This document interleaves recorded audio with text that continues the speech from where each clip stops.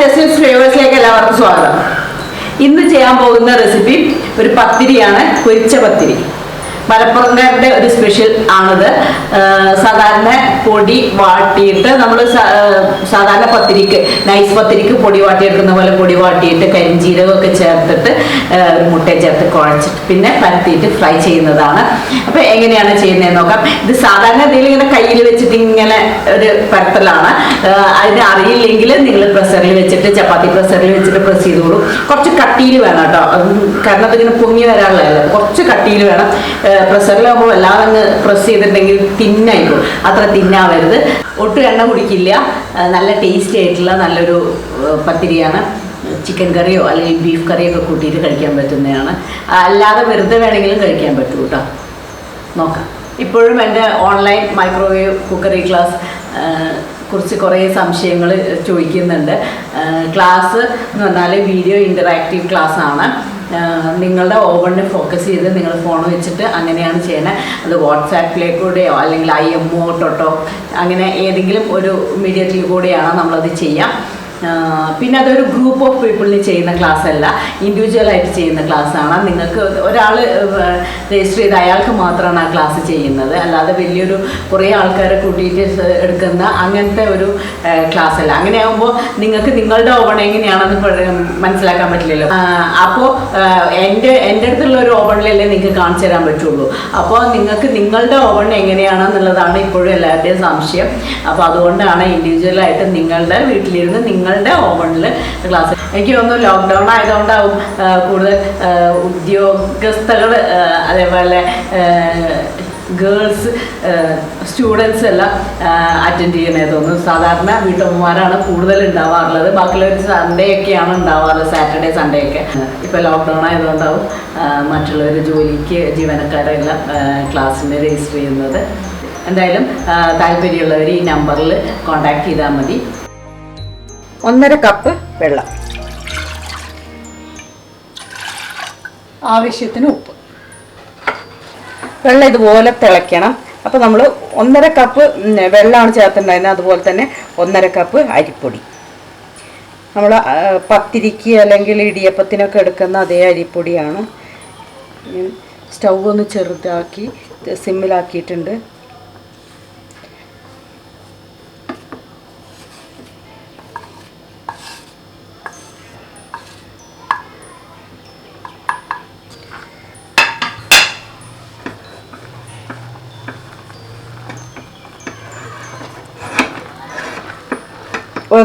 ഒന്നര കപ്പ് വെള്ളം, 1.5 കപ്പ് അരിപ്പൊടി. ഇത് സാധാരണ നമ്മൾ മലപ്പുറത്തെ നൈസ് പത്തിരി ഉണ്ടാക്കുന്ന അതേ രീതിയിലാണ് പൊടി വാട്ടിയെടുക്കുന്നത്.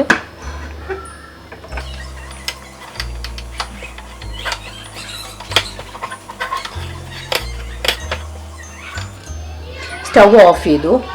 നന്നായിട്ടൊന്ന് ഇളക്കണം എല്ലാ ഭാഗത്തും.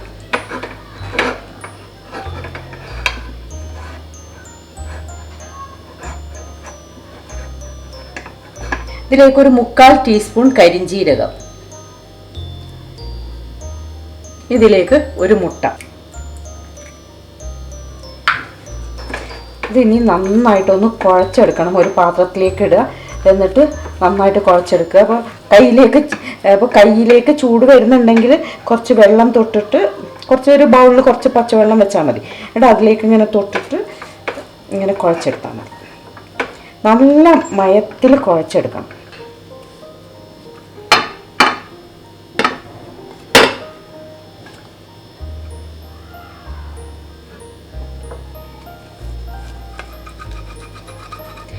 ഇതുപോലെ ഒരു ബൗളിൽ കുറച്ച് വെള്ളം വെച്ചാൽ മതി.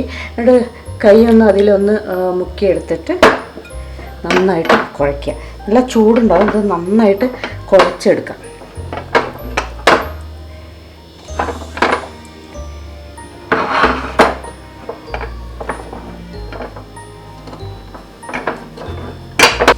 ഇതുണ്ട് മാവ് ഇതുപോലെ നല്ല സോഫ്റ്റായിട്ട് കുഴച്ചെടുത്തിരിക്കണം.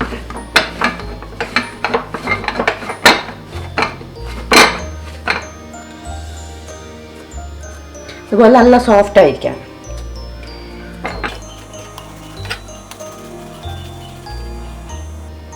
സാധാരണ നമ്മൾ പൂരിക്കുണ്ടാക്കുന്ന പോലെ ഒരു ബോൾ എടുക്കുക. ആ സൈസിലാണ് നമ്മൾ ബോൾ എടുക്കേണ്ടത്.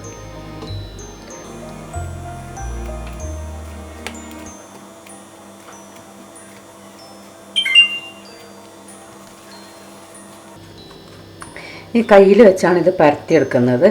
പ്രസ്സറിൽ വേണമെങ്കിൽ പ്രസ് ചെയ്യാം, പക്ഷേ എപ്പോഴും ശ്രദ്ധിക്കുക, സാധാരണ പൂരി പോലെ അത്രയും നേരിയതാവണ്ട, കുറച്ചും കൂടെ കട്ടിയിൽ, കുറച്ചൊരു കട്ടിയിലുള്ളതാണ്. സാധാരണ പത്തിരി പോലെ നേരിയതല്ല, കുറച്ചൊരു കട്ടിയിലാണ് ഈ പത്തിരി ഉണ്ടാക്കുന്നത്. നെയ്പത്തലിൻ്റെ അത്ര കട്ടി വേണ്ട, അത്ര ഒരു വട്ടത്തിലും അല്ല. അതിൻ്റെ കനവും സൈസും നെയ്പത്തലിൽ വെച്ച് നോക്കുകയാണെങ്കിൽ ചെറുതായിരിക്കും. ഇത് പ്രസ്സറിൽ വേണമെങ്കിൽ പ്രസ് ചെയ്തെടുക്കാം കേട്ടോ. നല്ല ചൂടായിട്ടുണ്ട്.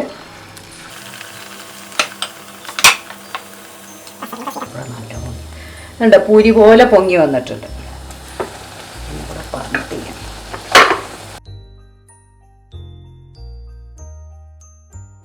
ഒട്ടും എണ്ണ കുടിക്കുകയില്ല.